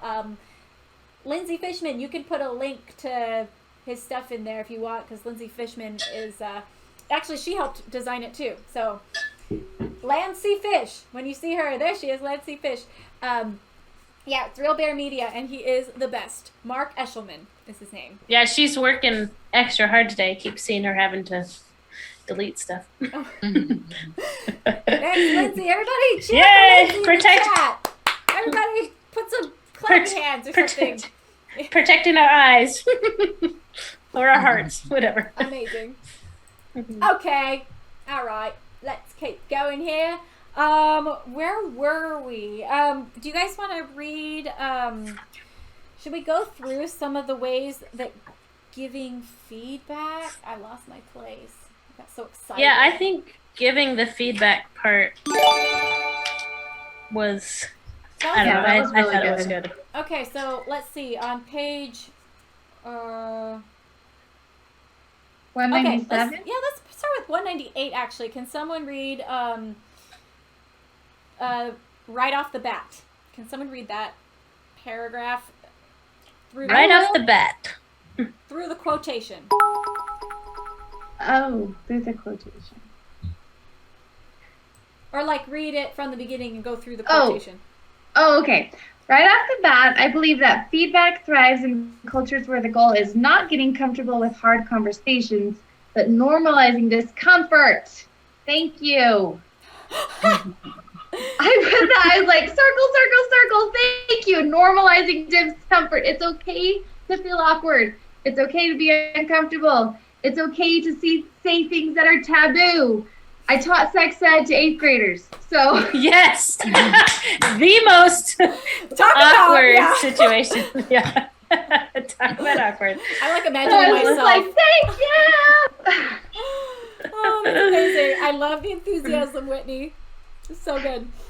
Yes, I have that circled as well. Normalizing discomfort. And I remember that was one of the great lessons I feel like I learned from hair hanging was I asked my coach that taught me after the first lesson, I was like, it gets better, right? Like the pain gets better. And she goes, no, but you will get used to the pain. You'll start to understand it. And you will also understand that it's not going to, that you can do it. And that it's not going to break your neck. And that it's, she's like, you will know because you'll understand it. And it kind of made me, like, in such a physical way, understand that, like, yeah, life isn't about not having pain. It's about learning to understand that you can get through it, that you've done it before. It's learning that it is okay to be uncomfortable. Yeah. I really liked on 199, she talks about like how in her classes as a teacher, she'd be like, if we're not uncomfortable, then we're not learning, she's not doing something right. But the second paragraph towards the bottom, it says, the big challenge for leaders is getting our heads and hearts around the fact that we need to cultivate the courage to be uncomfortable and to teach the people around us how to accept discomfort as part of growth. It's so part of growth. You have to be uncomfortable. Yeah. I also, it's so true. And I think in the emails, I believe it was Taryn Christensen again. I think he talked about weightlifting. He goes weightlifting, and if you're not uncomfortable, you are wasting your time. And also I like the quote on page 198. She says, we believe growth and learning are uncomfortable, so it's going to happen here. You're going to feel that way. We want you to know that it's normal, and it's expectation here, or it's an expectation here. Sorry. And so this is something that she says, or this teacher would say to their class, that this is a normal thing, kind of setting the precedence for it. And I think you guys probably in your homes get the opportunity to do that, to express that learning can be uncomfortable, and setting a precedent. And also some things shouldn't be comfortable, certain conversations, it would be weird if they were comfortable, and so it's kind of it is a sign of growth. Okay, I'm gonna stop talking. I'm talking too much.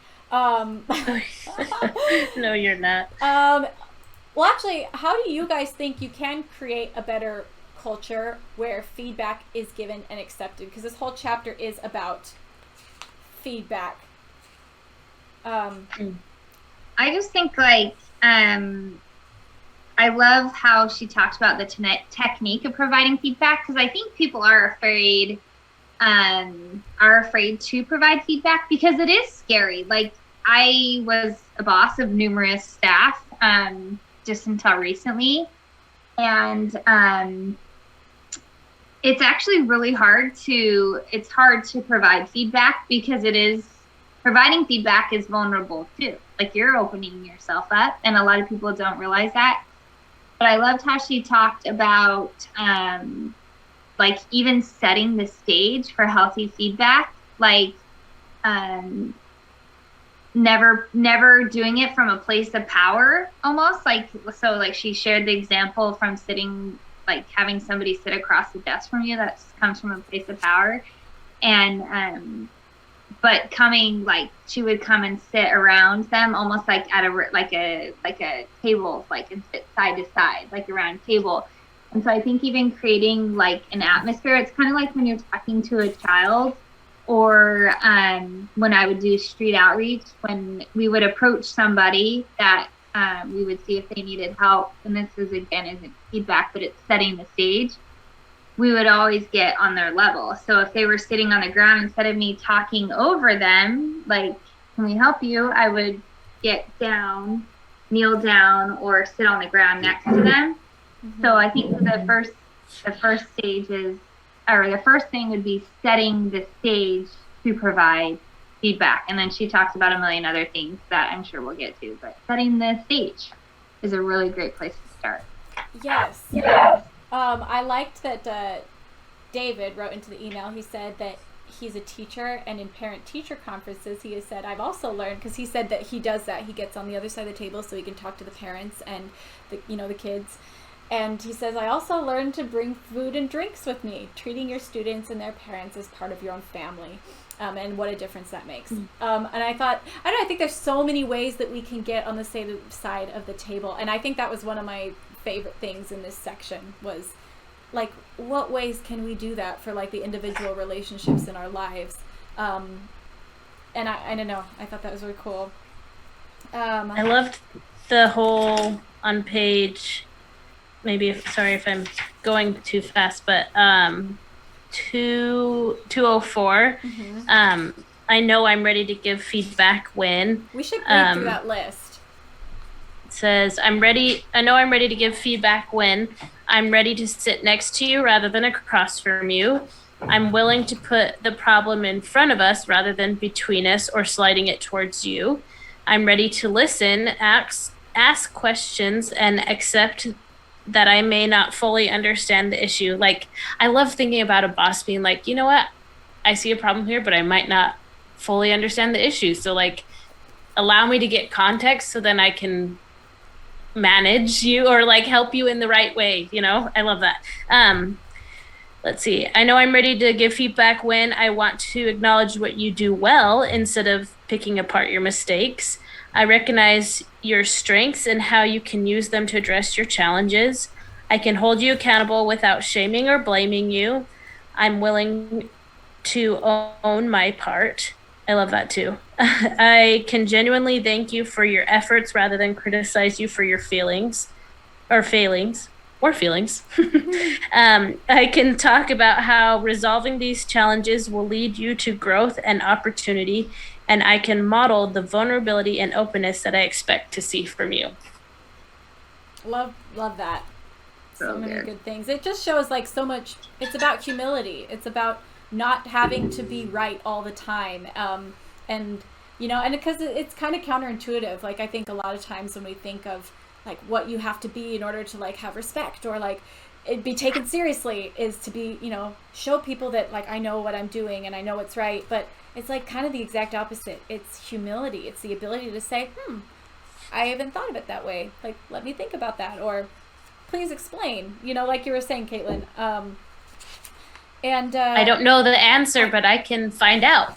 Exactly. Like, how much would you prefer that than someone BSing something and, oh yeah, this is what it is, and then you got wrong information? And that to me, it shows so much more confidence in somebody's, like in someone's self when they're confident enough to be like, I actually don't know.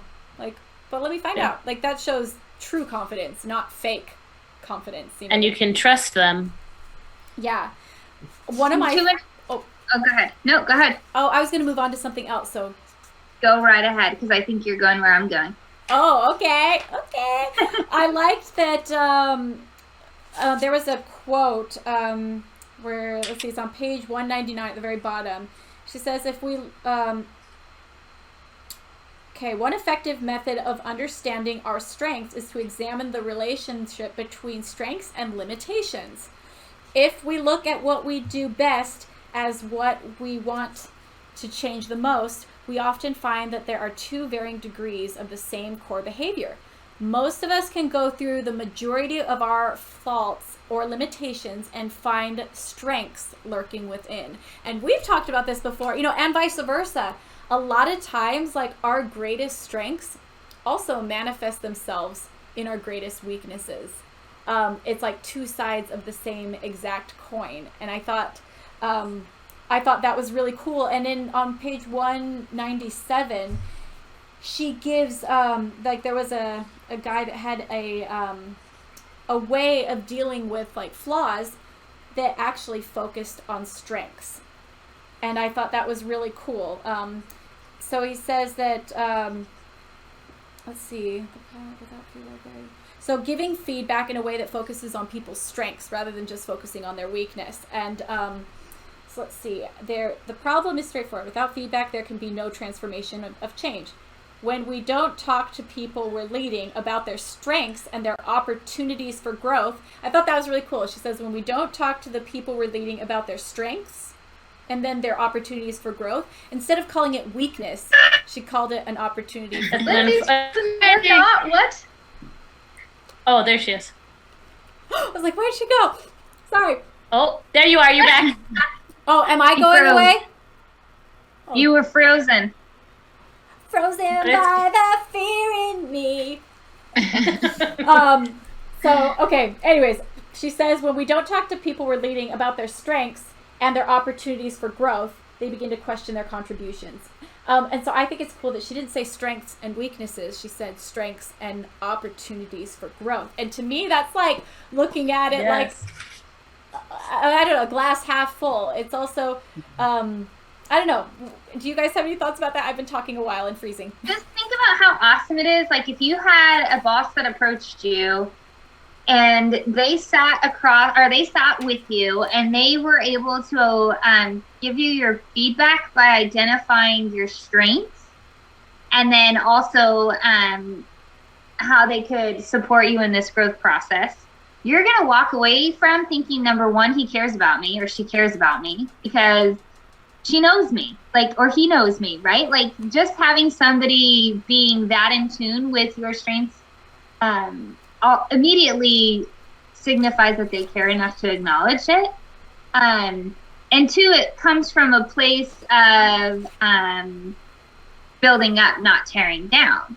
Absolutely. I think that's so cool because, I mean, I've had situations, like the people that I, again, admire and respect and that mentor me, again, they usually see like the good inside of me and like the things that I do well. And I respect them enough that too, when they do say something, I actually listen to what they're saying because I know that they're invested in me and my growth and development.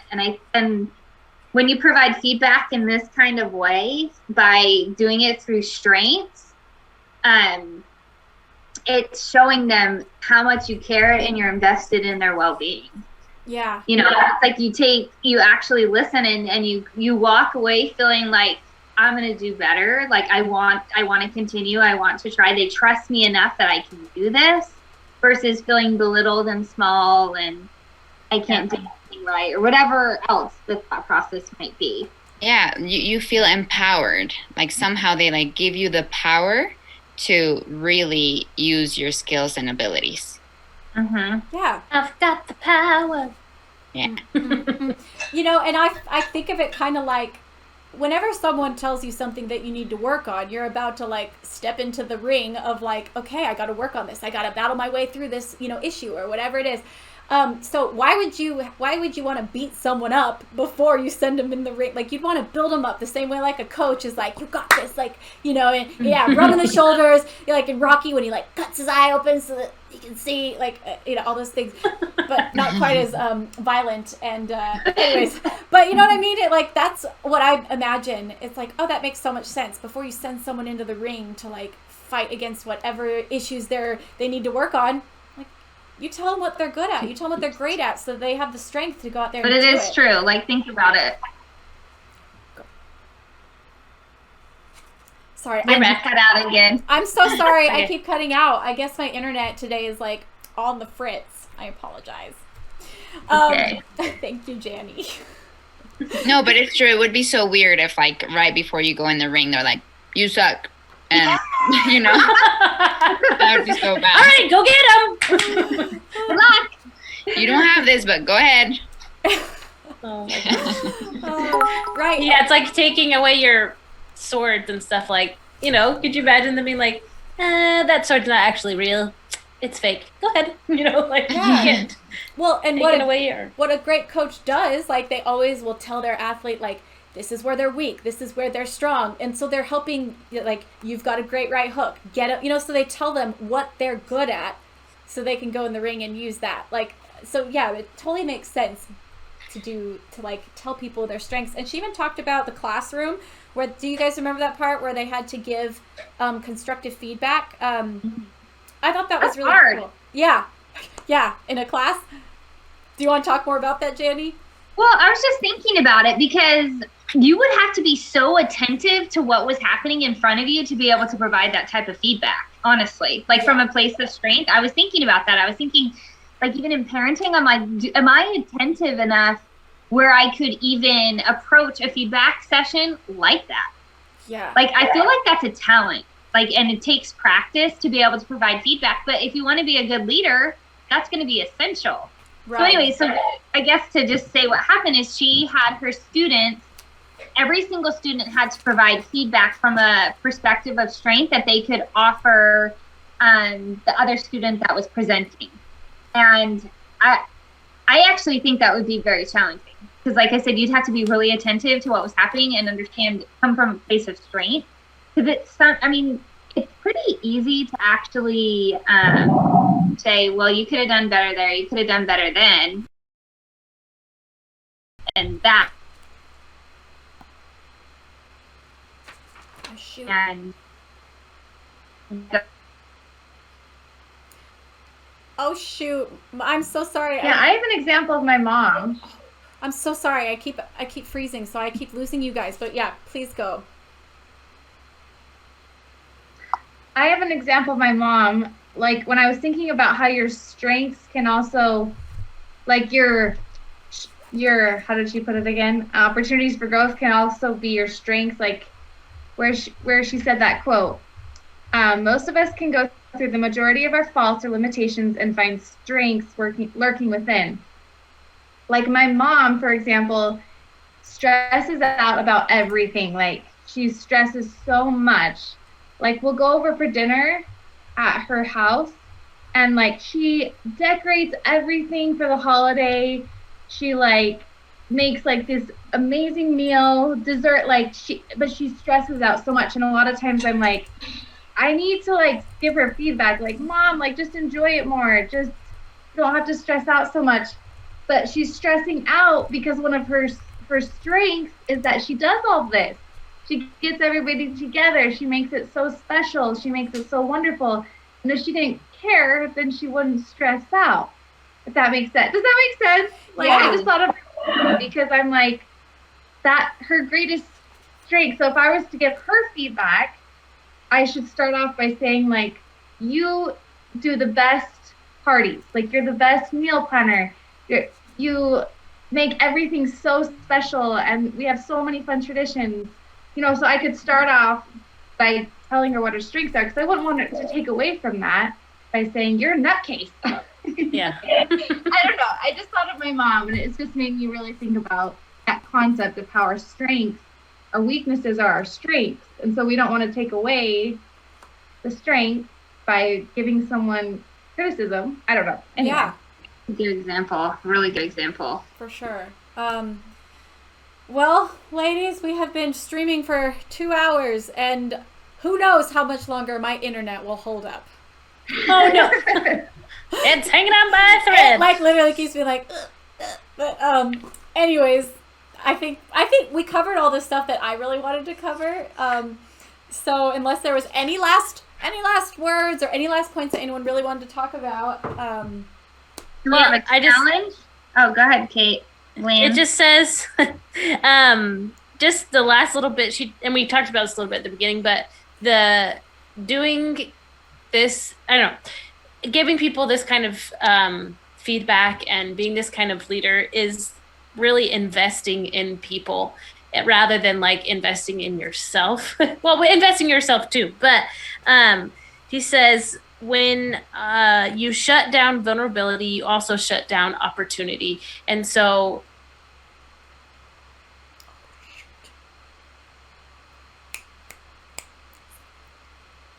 they're gonna come back.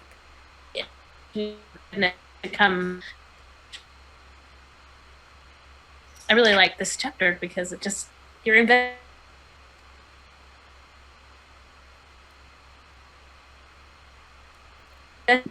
True. I love the gray box on 210, on page 210 and 211, the gray box. I don't know, that might be a challenge. We could have everybody like try to think about those things and openly say those things, or like choose a couple of them that you want to try to remember to say, like, I accept responsibility for that, or I played a part in that. Can you teach me how to do this?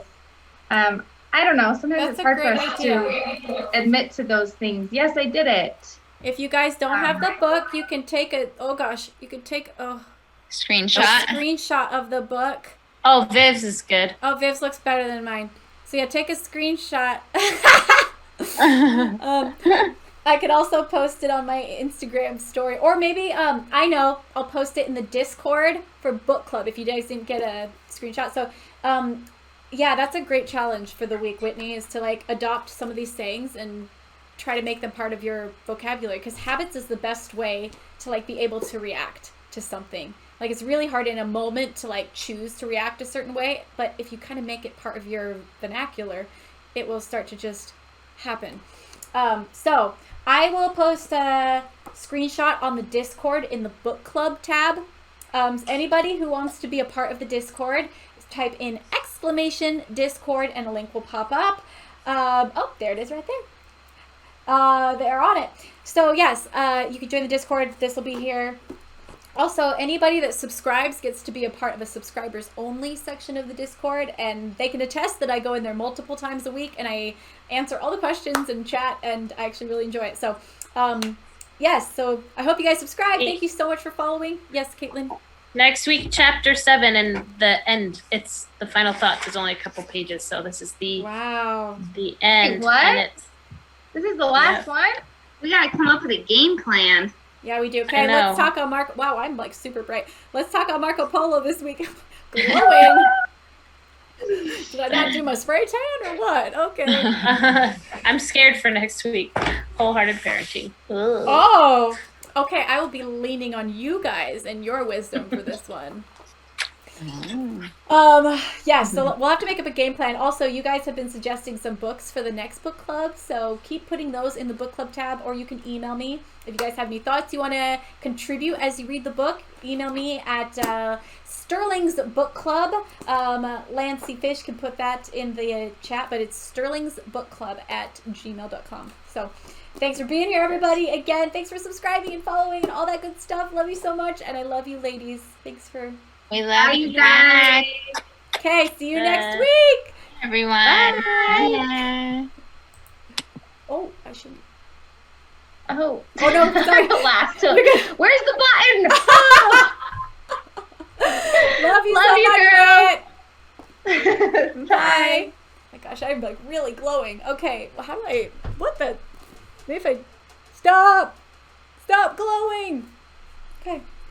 Anyways, yes, I just wanted to say a last goodbye to you guys. I always feel like I have to make it intimate and personal. I want to just like hang with my peeps for just a second.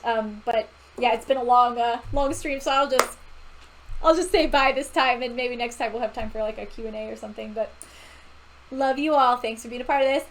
Mwah!